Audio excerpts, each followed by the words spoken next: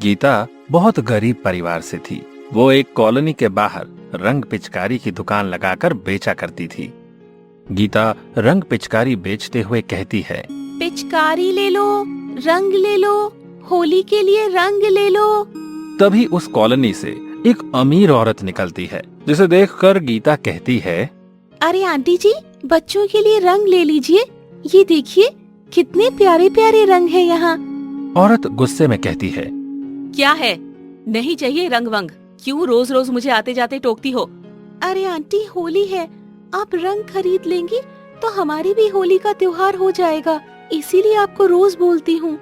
औरत गुस्से में बोलती है, तुझे मैंने कितनी बार बताया है, अगर मुझे रंग लेना है तो मैं बड़ी दुकान से ना ले लूंगी, तेरे रखे रखाए रंग लेकर क्या करूंगी। और तू हमेशा लोगों के घर के पास ही क्यों रंग बेचती है, यहाँ तुझसे कोई रंग नहीं लेगा, समझी। और मैंने पहले भी तुमसे कहा है कि अपनी दुकान यहाँ से हटा लो, लेकिन तुमने नहीं सुना। आज फिर बोल रही हूँ, दुकान हटाओ, नहीं तो पुलिस को बुलाऊंगी और अंदर करा दूंगी। गीता बेचारी अपनी गरीबी के आगे झुक जाती है और अपनी दुकान समेटने लगती है और उस औरत को देखने लगती है। तभी वो औरत गुस्से में कहती है, अब घूर क्या रही है, खा जाएगी क्या मुझे अब, चल निकल यहाँ से, गरीब कहीं की। गीता वहाँ से चली जाती है और घर आकर उदास होकर बैठ जाती है। गीता की माँ सविता गीता को देखकर कहती है, अरे गीता बेटा, आज बड़ी जल्दी आ गई, अच्छा हुआ तू आ गई। मैं भी काम के लिए निकल ही रही थी, और आज तुम्हारी कुछ रंग पिचकारी बिके के नहीं बिके। गीता गुस्से में बोलती है, कुछ नहीं बिका और ना ही बिकेगा। तू दिल छोटा मत कर बिटिया, आज नहीं बिके तो कल जरूर बिक जाएंगे। तू धैर्य मत खो और भगवान पर भरोसा रखो। माँ, इस बार मुझे होली पर नए कपड़े चाहिए और इस बार कोई आप बहाने मत करना। गीता की बात सुनकर उसकी माँ उदास हो जाती है और कहती है, पर बेटा, कहाँ से दिलाऊं तुझे नए कपड़े, मैं तो खुद 5 महीने से घर पर बैठी हूँ, कोई काम नहीं है, जो थोड़े पैसे थे वो भी खर्च हो गए, और फिर मैं ये सब। गीता गुस्से में बोलती है, मुझे ये सब नहीं पता, मुझे इस बार होली पर नए कपड़े चाहिए, मतलब चाहिए, समझिए आप।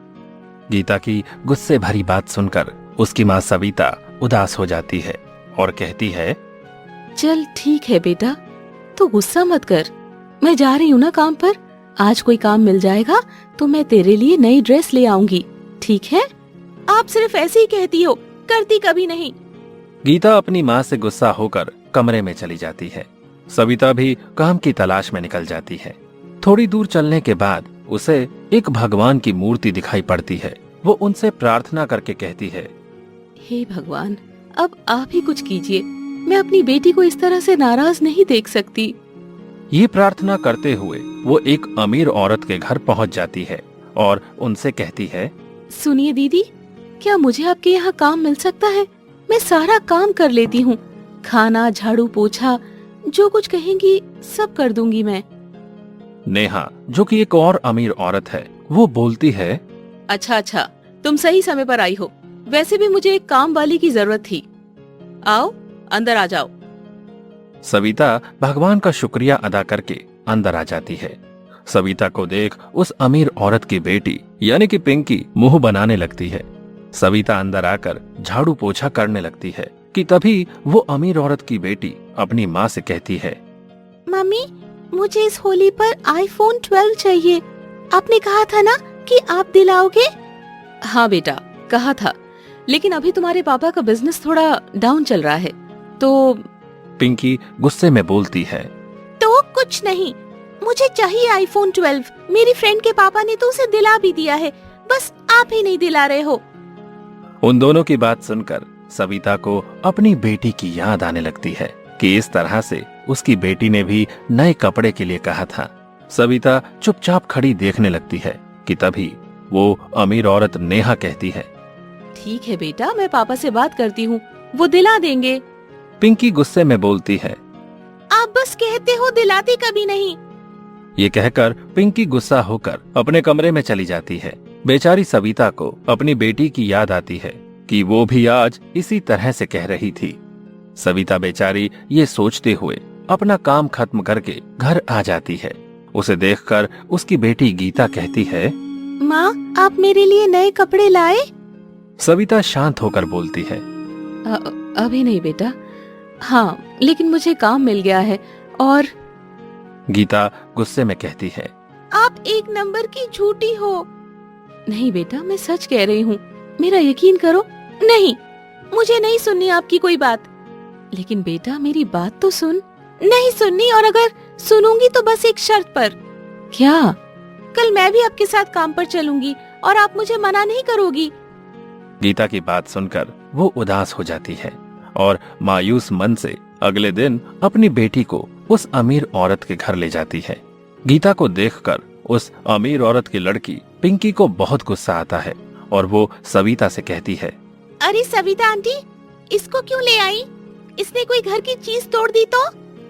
पिंकी बेटा, बड़ों से ऐसे बात करते हैं? सॉरी मामा, पर प्लीज आप एक काम करो, आप इस लड़की को गोद ले लो। ये आपके साथ रह लेगी और मैं इसकी माँ के साथ गरीब बनके। बेटा, गरीबी का मजाक नहीं उड़ाते। पिंकी अपनी मम्मी की बात सुनकर नाराज होकर बैठ जाती है। नेहा गीता से कहती है। गीता बेटा, मैं पिंकी की तरफ से आपसे माफी मांगती हूँ। प्लीज उसकी बात का बुरा मत मानना। नेहा की बात सुनकर गीता कहती है। मेरी माँ आपके यहाँ काम करती है तो आप इन्हें पैसे क्यों नहीं देती हैं? पैसे किस लिए? मुझे नए कपड़े चाहिए इसीलिए। बेटा, इस तरह से बात करते हैं बड़ों से? बहन जी माफ कीजिए, बच्ची है इसीलिए बोल दिया। गीता की बात सुनकर पिंकी को बहुत गुस्सा आता है और वो गुस्से में कहती है। ओहो, न्यू ड्रेस चाहिए महारानी को? औकात है तेरी? घर में खाने को रोटी नहीं होगी तेरे, और न्यू ड्रेस चाहिए महारानी को? पिंकी के इतना कहते ही नेहा को अपनी बेटी पर बहुत गुस्सा आता है और वो उसे गुस्से में डांटते हुए कहती है। बस पिंकी, अब एक शब्द और बोला तो मुझसे बुरा कोई नहीं होगा, समझी? क्या तुम देती हो इन्हें खाने के लिए जो रोटी का ताना मार रही हो? बेटा, वो मेहनत करती है और अपनी मेहनत से ही अपनी बेटी की परवरिश करती है। हम जो उन्हें पैसे देते हैं वो इनके मेहनत के पैसे होते हैं, फ्री के पैसे नहीं देते। और तुमसे तो अपना एक काम नहीं होता और औकात की बात कर रही हो। अपनी माँ की बात सुनकर पिंकी को अपनी गलती का एहसास होता है और गीता को कहे एक एक शब्द को याद करते हुए अपनी गलती का एहसास करती है और माफी मांगते हुए कहती है। मम्मी, आई एम सॉरी, मैंने सविता आंटी और गीता के साथ ठीक नहीं किया। माफी मुझसे नहीं, सविता आंटी और गीता से मांगो। गीता? सविता आंटी, मुझे माफ कर दो। मैंने आप लोगों के साथ कितना बुरा बर्ताव किया, प्लीज मुझे माफ कर दो। पिंकी को इस तरह से माफी मांगते देख सविता पिंकी से कहती है। अरे नहीं नहीं बेटा, आप माफी मत मांगो। हाँ हाँ पिंकी, तुम माफी मत मांगो। पिंकी मुस्कुराते हुए बोलती है। सच्ची? आप लोगों ने मुझे माफ कर दिया? तो एक मिनट रुको, मैं अभी आती हूँ। ये कहकर पिंकी अपने कमरे में जाकर एक न्यू ड्रेस का बॉक्स गीता के लिए ले आती है और मुस्कुराते हुए कहती है। ये लो, तुम्हें नई ड्रेस चाहिए थी ना, तो ये तुम्हारे लिए। और हाँ, इस बार की होली तुम मेरे साथ ही खेलोगी, ठीक है? ठीक है।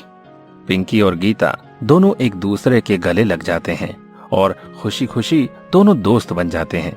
गीता भी अपनी नई ड्रेस पाकर बहुत खुश हो जाती है। दोस्तों, आपको हमारी ये अनोखी कहानी कैसी लगी हमें कमेंट बॉक्स में जरूर बताइएगा और साथ ही हमारे चैनल को सब्सक्राइब करें और बेल आइकन को दबाएं। हमारी ओर से आपको और आपके पूरे परिवार को होली की अग्रिम शुभकामनाएं। स्वस्थ रहें, खुश रहें। धन्यवाद।